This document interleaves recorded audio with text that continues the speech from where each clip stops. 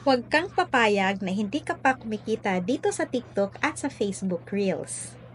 Alam mo ba, kahit nasa bahay ka lang, kagaya ko na isang full-time mom, pwede akong kumita ng 10,000 up to 50,000 sa isang buwan, depende pa yan sa sipag at oras na ilalaan mo. Ang kailangan mo lang dito is magkaroon ng cellphone and stable internet connection para magawa mo itong pinagkakaabalahan namin online na pwede mong gawing source of income. So, ang gagawin mo lang dito is magka-copy and paste at magsiset ng appointment sa ating local and international clients. So, kung mahiyain ka, hindi mo rin kailangang magbenta-benta dito. Scripts are provided at hindi mo na rin kailangang magaling mag-English. So, kaya kung ikaw ay bakante ng 2 to 3 hours or 6 p.m. to 11 p.m., pwede mong gawing part-time ito. So, kung